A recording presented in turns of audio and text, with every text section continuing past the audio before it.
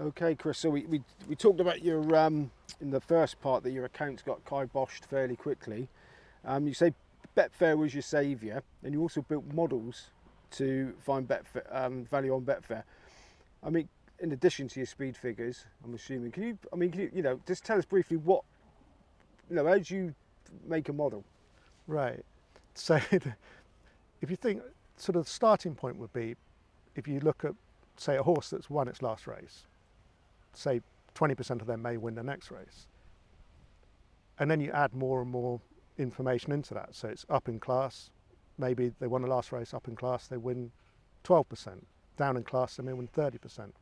So what I do is slowly build up this information using historical data as to horses that have been in this, had this profile, what percentage of races they go on to win. And then you obviously look at all the horses in the race and compare this number you have created for each horse. So you've got kind of a percentage chance based on historical information as to how a horse might perform today. Then you compare them all together. So you might have every horse may be a very low percentage.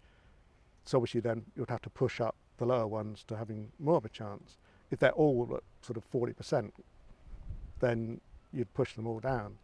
So it wasn't a traditional model in the sense, in what people do where they say, right, what's the favourite, and sort of looking at the form and like that. It was more wholly computerised, looking at historical information as to what horses had, in that situation, had done previously, if that makes sense. Where did you learn these skills? Was it part of university? Or was No, this something you've not really. So I started off sort of looking at, say, I had sort of Superform back then, and I was looking at how the horses that are rated 80, how many times do they win their next race? If they, depending on the class and all that sort of thing. So it was all looking at, historical information, rather than watching videos and assessing horses in that way. So these days you'd get it all at a glance with someone like Proform or Raceform Interactive. You wouldn't get these kind of percentages because you can look quite in depth at different profiles. They get quite complicated. So no, you wouldn't get that information. Okay, so fast forward to 2007, you found an extra edge. I mean, by the sound of it, you're always looking for something. Is that your inquiring mind? Is that this naturally how you've always been? So yeah, going sort of on the Betfair part, when that came in, that obviously completely transformed my ability to bet, because suddenly you could bet on all the races every day, and you didn't need much of an edge because you're 100% books you're betting into. So it took me a while to work out, I don't want to be backing, I want to be laying, because I worked out there was about a 1% margin that layers were making for the first few years. It may even be the case now, because people generally want to back, or the recreational money does. So I started laying about half the horses in the field to try and sort of make an even money bet every race, every day. So that's how I really sort of built my bank up. Literally a spin of a coin bet every race, so up to sort of 40 a day, every day, just with quite a small margin, laying half the field. So you were creating a strong opinion, very strong opinion about horses that you thought couldn't win. Not necessarily couldn't win, but that had a slightly less chance of winning than what the market said.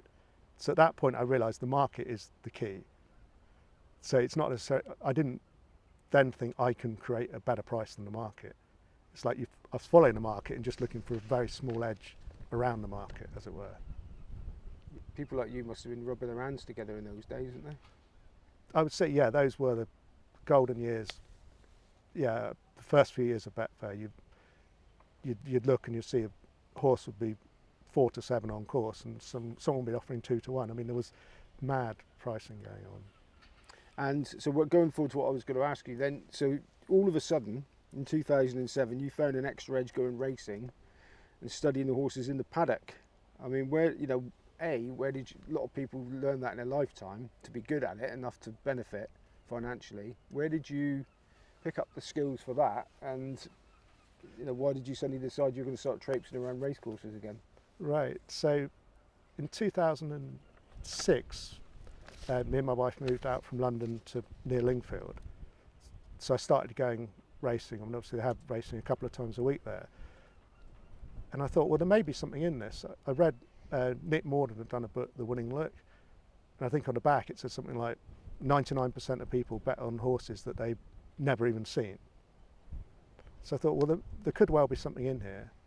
So I read everything I possibly could on it and wrote down a list of about 10 traits that you'd look for in looking at a horse in a paddock. So I then put this into a little mini, it was before iPhones, into an old, what would they be, like a Windows little handheld machine. And I'd literally stand at the paddock and just click on what these traits, whether they were good or bad.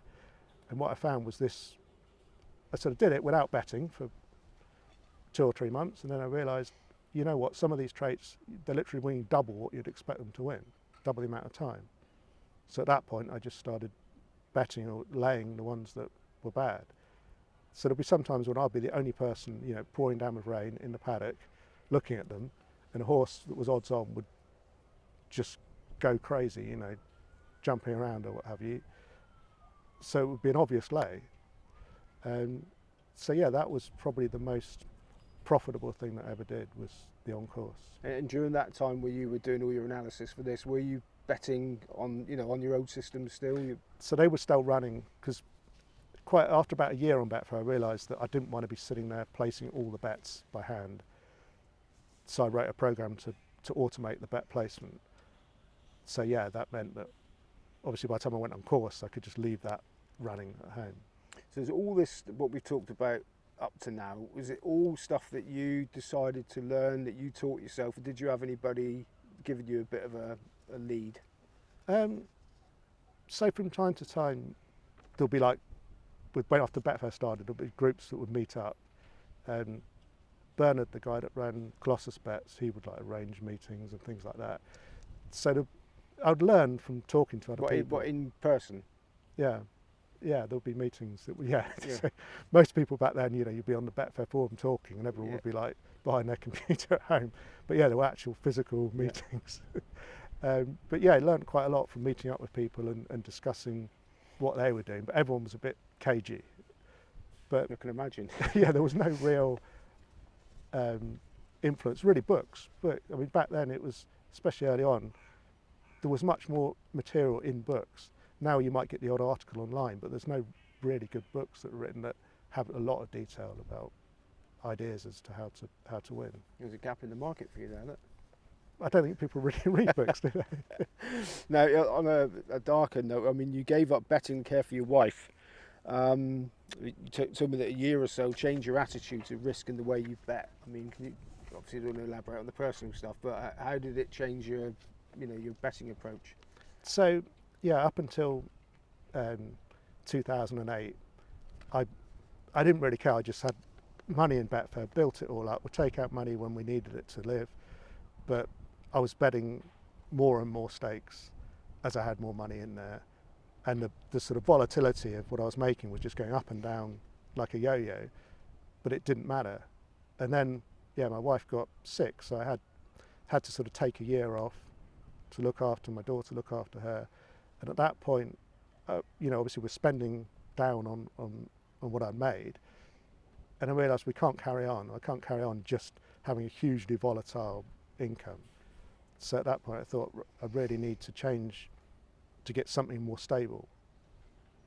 And this is where you once again designed something to help you out there, and it was a automated risk-free model to bet on the machine. Now that sounds like everybody's dream.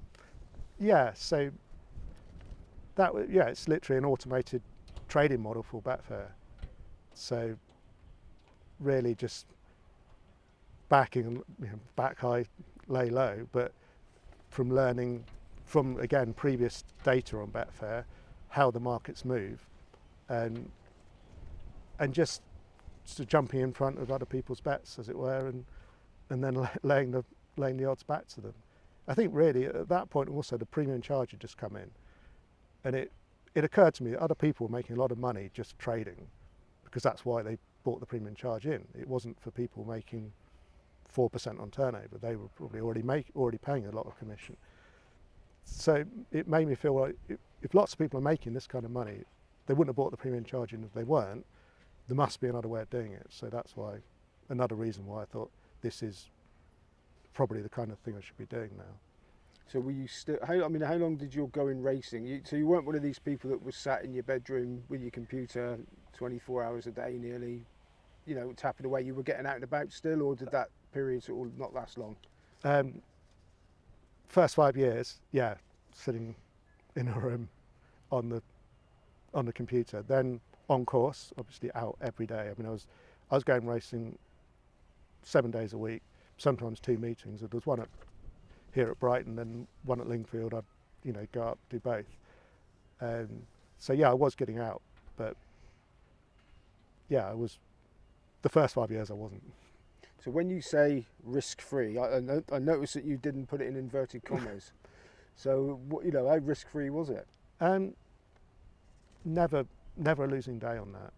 So I was doing Australian racing, UK racing, UK greyhound racing. So if you think the number of races there were, so on greyhound racing alone, there's 1,000 races a week. If you just make £1 on a race trading, that's 50,000 a year. So you can see that you don't need to make much. You just need a little and often. And yeah, over a number of races, you would get the odd race where it wouldn't make money, but over hundreds of races a week, yeah, you never lost. So doing that, did you have to, did you design the software at this point? So you've learned how to design software to interact with the interface and all that. Yeah, how long did it take to master those sort of skills? So that was done 2002. I did before the Betfair API came out. I didn't want to just be sitting there placing every bet by hand on Betfair. So I kind of worked out, right, back then it was Visual Basic programming, and to place the bets, to sort of read what the current prices were. So you beat the Bet Angel and all those ones that came out. Well, no, I think they did it pre-API. They'd already done that, but obviously when the API came out to bet directly into Betfair, then it made it a lot easier, but also more competitive. So it's a bit of a double-edged sword. But it was quite an edge for a time. Yeah, being able to do it without having to sit there manually placing bets was a big boost. Yeah, so I'm still fascinated by this. So you've got this risk-free automated model. So you're sitting back now while you're betting on races and wherever and getting a few quid. How much work goes into it every day? How much do you have to change anything? Or is it just you just sit there and just? So you can sit there for a certain length of time. If you get too complacent, the market changes. So you'd start with a new system, it would be like this, and then it will slowly start going like that. Right. So yeah, you have to kind of go back and revise it and improve it and change it. So yeah, you can't sort of sit still for too long. Otherwise, any betting system, in my experience, or trading system will eventually stop working and go negative, and then that it all goes wrong. So you've got to be very careful not to let it run for too long.